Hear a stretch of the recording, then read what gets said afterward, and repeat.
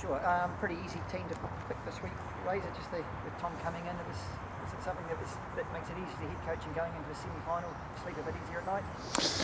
Yeah, look, Tom's been awesome all year, and the battle between him and Ethan has been one of the highlights for us, and we're extremely disappointed for Ethan, but TC will step straight into it. Yeah. Have you got any update on Ethan's head scans yet or anything like that? No, it's in the next couple of days, so we'll know early next week. Looking ahead to the Chiefs, what they did at the weekend, they looked pretty impressive for their running game or whatever. What did you make of it? Oh, the Chiefs, they're physical, they're tough, they're great on the counter-attack. They showed some moments in their game where they can play some special footy. And we know from last time when they were down there that they can do it. And you got to be right on, you've got to stay on with them, and it's going to be a hell of a game. How much do you tap into that game when you had here in Christchurch and they came into death and they scored that try to beat you? Do you revisit that, especially to sort of spike the guys up and get them amped for this occasion? Oh, look, it's a firm reminder that then on the day a team like that can test anyone. Any Kiwi team can effectively have their moments that can change games, and we know that game. We had a couple of cards and a few in the bin, and discipline wasn't as good as it should have been. The game swung pretty quickly, so we've reminded each other from the last game.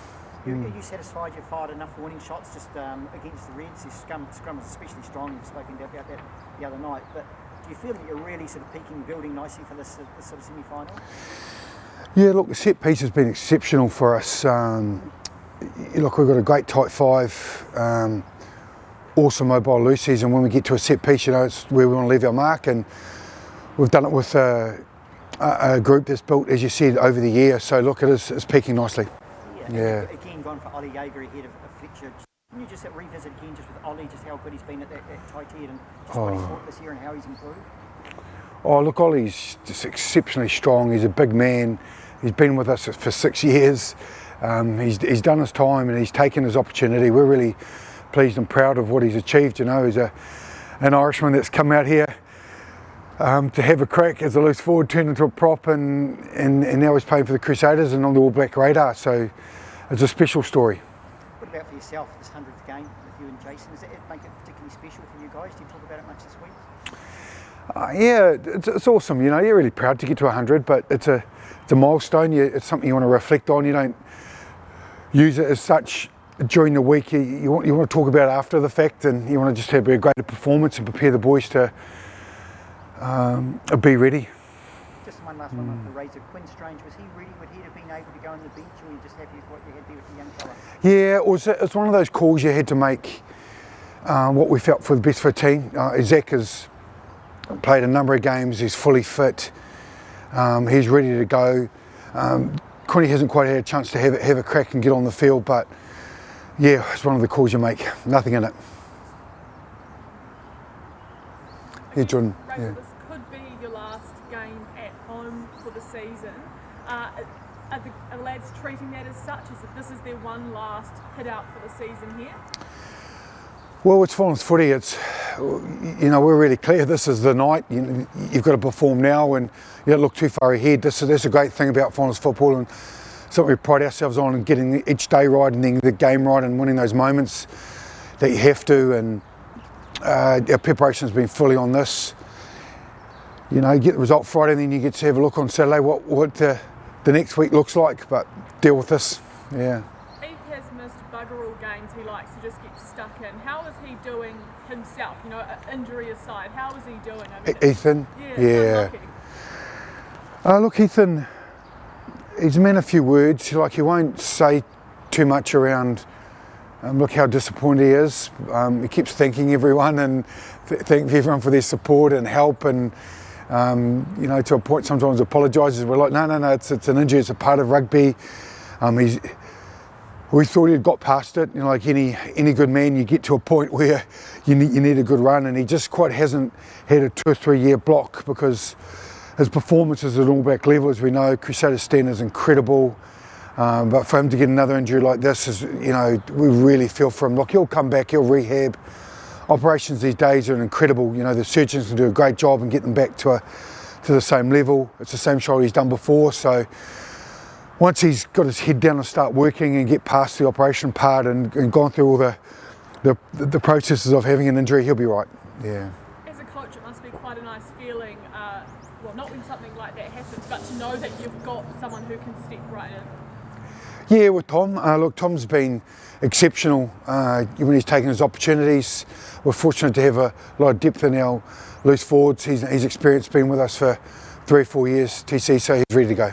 What do you think it is that makes you and Jace gel the way you have for 100 games, Robertson?